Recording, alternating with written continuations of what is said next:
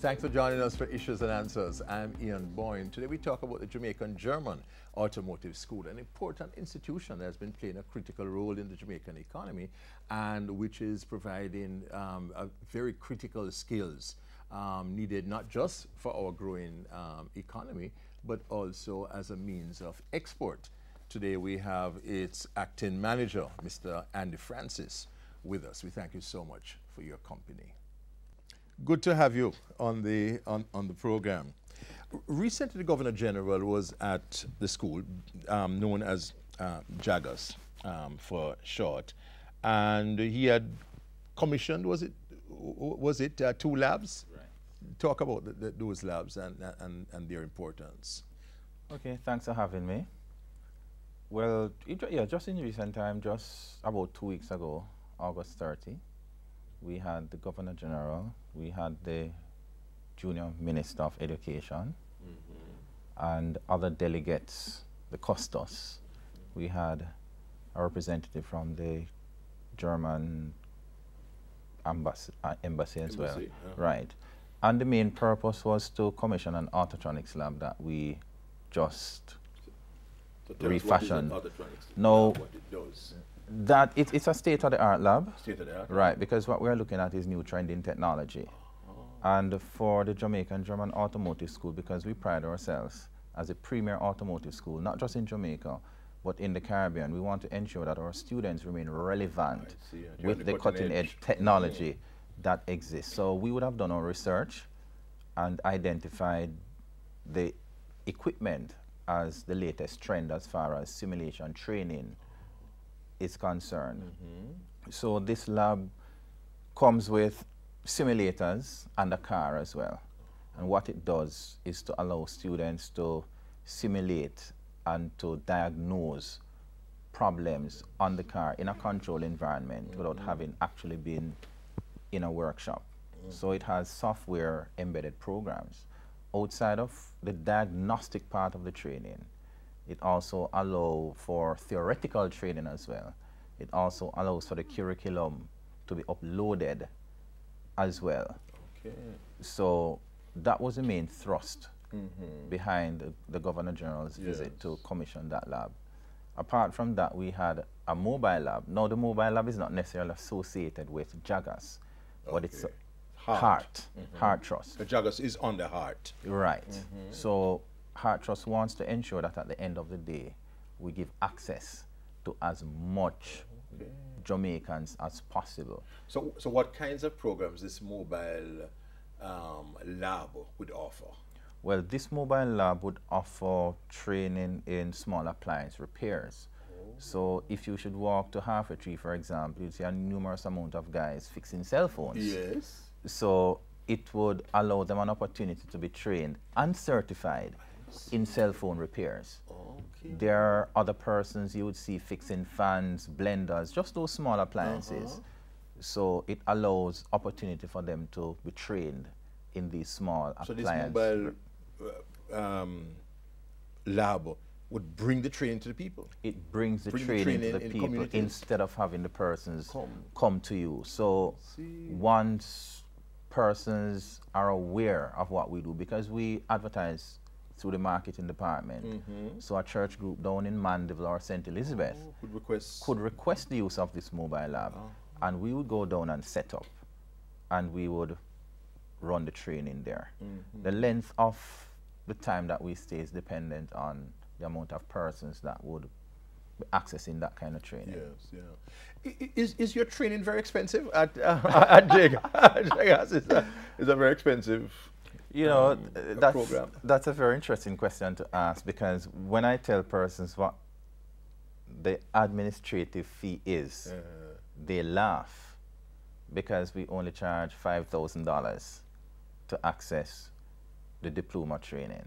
What do you mean $5,000? $5,000. To access it, I mean, to register? It's just a registration fee. So once you pay your $5,000, you have access to the classes and all that? You have access to the classes, and you get a cooked meal every day. Is that a fact? It's a fact. And for the year? That's for the year. $5,000? $5,000 for training at level 3. And people are getting world-class training? You're getting world-class training. If you're accessing training at level 2, it's just $3,500. This is amazing. It takes some time to for that to simulate. And this is training in an area that is high demand, both in Jamaica and overseas. And overseas. Because a country like Canada, for example, I mean, has been poaching our skills for a long time. And that's one of the biggest challenges that we have within the automotive industry. Because not just Jaggers, but the industries on a whole, they're losing their employees right to Canada. Yeah, because the demand for the skills. Because the demand for the skills is high. And we all know Canada is an aging population, so absolutely there's that gap there's that they're trying to fill. Skills deficit in North America. And you have a shift system. I mean, people who are busy in the days, people who are working, can actually go on an evening program. Absolutely. So once we have our institutional-based training, where learners come between 8 and 4, we also have a post-day program where persons come between 5 and 9. And interestingly, we have maybe about 300 students that access the post-day program. Or the evening programs? Yes. Yes. And you operate 7 days a week? We operate 7 days per week. We operate in the evenings, in the day, and on weekends, because we want to ensure that we give access to all. Jaggers plays a really important role in the economy, and I bet you didn't know that the training programs offered there could be accessed for so little, and yet it's so valuable. We take a short break, but we'll be right back. This is the Aedes aegypti mosquito that spreads the Zika, chikungunya, and dengue viruses. Search for its breeding sites and destroy them. A message from the Ministry of Health.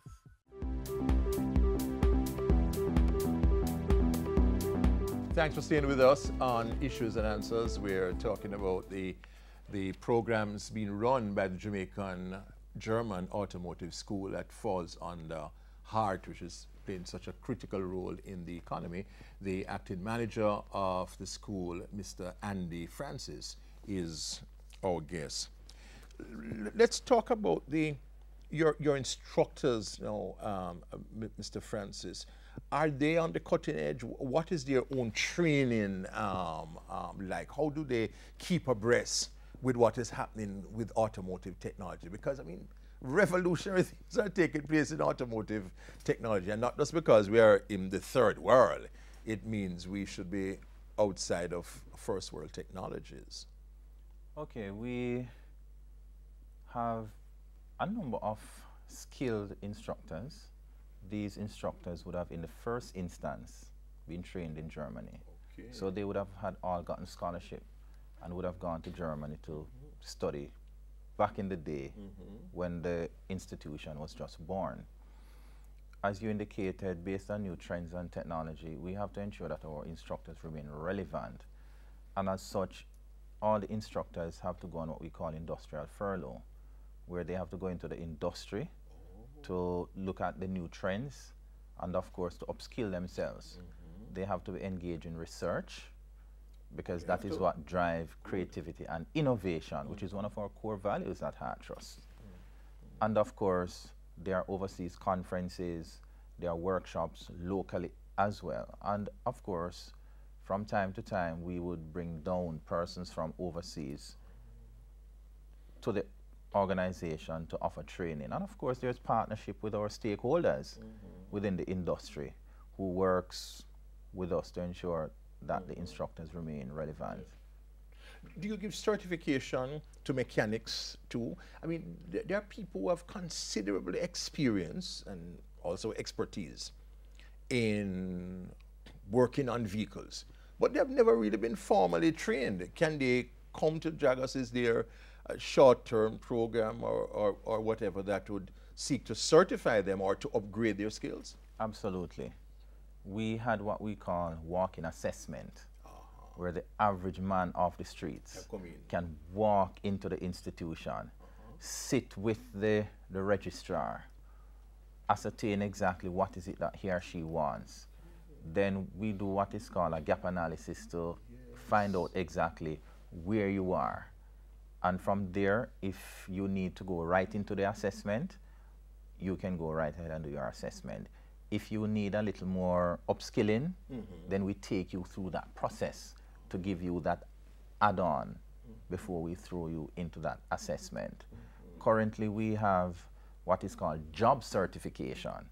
So when you look at an entire qualification plan or a curriculum, on our major curriculum, you have courses in electrical, electronics, in AC, in engine, in chassis. But guess what? You may just want training in AC. That's true. So you walk in, and we have what is called a job certification. So we're only going to certify you in that particular job.